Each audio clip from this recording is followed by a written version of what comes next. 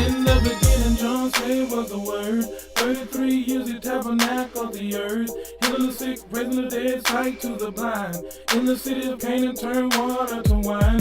He did this. Today I want to introduce a topic that we will be discussing for the next few weeks called stewardship. This word stewardship is used daily but rarely understood by those who use it. That's why we want to look in the Bible, look at a few passages, and see what the Bible says about this word stewardship. I do believe from that you will be in better position to really take over 2012 in a way you never have before.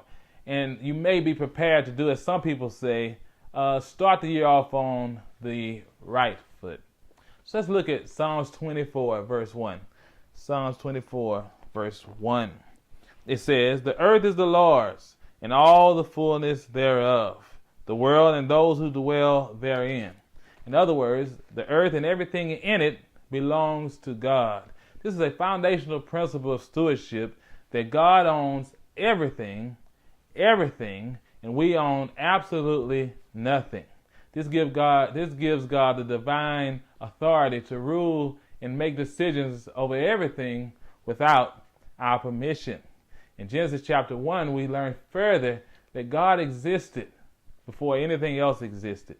And God spoke and things were created. God spoke and things that were not became when God spoke. Again, reiterating this point of God owns everything and we own nothing.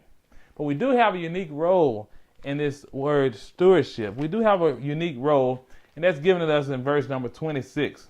Genesis chapter 1, verse 26.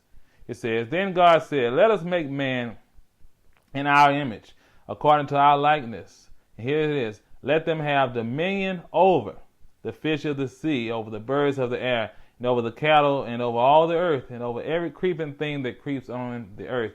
The key word is, let them have dominion over. Let them have dominion over. In other words, our unique role is to be managers over the things that God owns. Remember, God owns everything. We own nothing.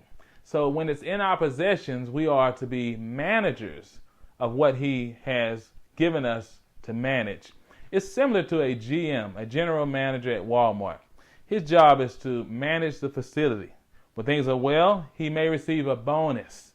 When things are bad, he just may be fired. But when things are going well and he does receive these bonuses, he still doesn't become the owner. He's still a manager. God owns everything, and we become managers over those things He possesses. But no matter how much we participate in this role, it never makes us the owner. And so we need to be careful when we use words like my or mine, because it reflects a worldly view towards our possessions. That is to say, that everything I have belongs to me, and everything I have is because of me. But from these passages, we've learned that everything we have really belongs to God, and it's not because of us at all. God just trusts you enough to manage these things in a way that would please Him. If you haven't managed these things well all last year, what better time than this new year, 2012, to start this year off, as some say, on the right foot. He did live, he did die. 3 days later, Jesus Christ did